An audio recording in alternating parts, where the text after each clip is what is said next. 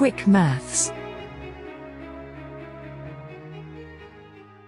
This Polysaur saga begins precisely at its midpoint. 12 turns into a 24-turn game. As is evident from a glance at the map, the Elarion player facing the Polysaur had, by this point, taken 8 cities, to the Polysaur's 3. Despite the Polysaur playing as the fast-expanding Omaji tribe, it could not have done much to prevent the development of this seemingly bleak state of affairs. Indeed, it could just barely hold off the nearby Elarion players' early game incursions into its territory. Had the Elarion players' disturbance of a borderland ruin not cursed it with a fishing technology discovery on this drylands map, perhaps the Polysaur would have been overpowered rather quickly. But a quick death did not come for the Polysaur, not on this day.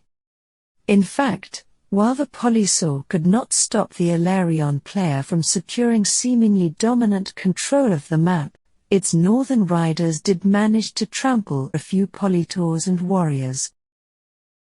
Enough, it turned out, that the Polysaur was able to secure a ruin behind enemy lines, giving it a powerful swordsman, who soon sacrificed his life to delay the advance of the enemy's forces. The swordsman had the great misfortune to have been conscripted into the Polysaur's legions at a time when the Polysaur, to secure a pacifism monument, refused to allow his legions to attack their enemies, except in self-defense.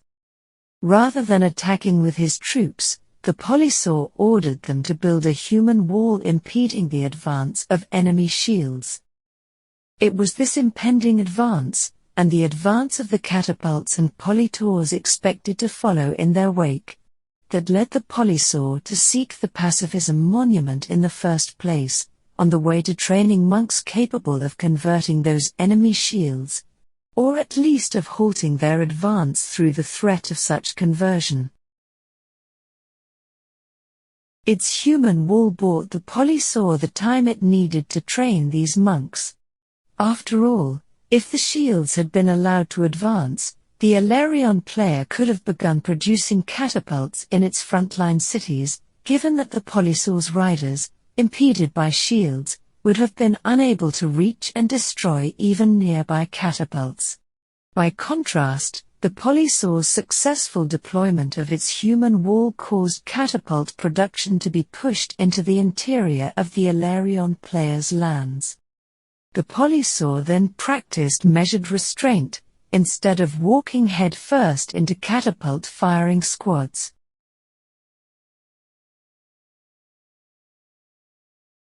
The Polysaur kept his opponent's economy focused on producing more and more catapults to defend against the Polysaur's partially successful efforts to capture various cities.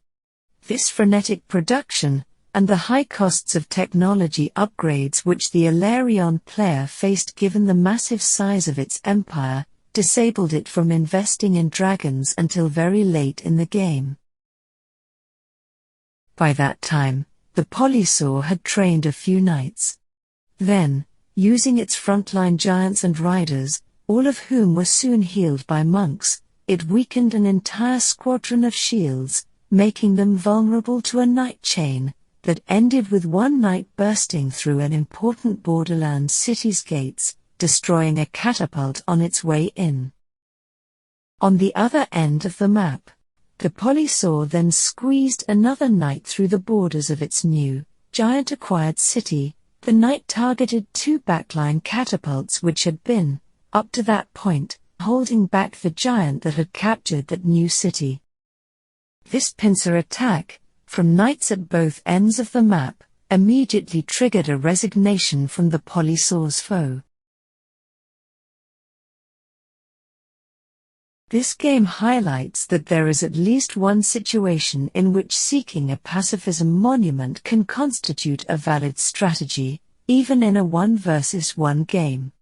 Namely, when an enemy lacks aggressive frontline troops, when that enemy is intent on advancing with slow-moving catapults, when that enemy is financially precluded from altering this plan of attack, likely because it has taken and developed many cities already without investing at all into the riding branch of the tech tree, depriving it of roads and fast-moving troops, and 4. When you can halt the advance of its mostly benign frontline shields with a human wall.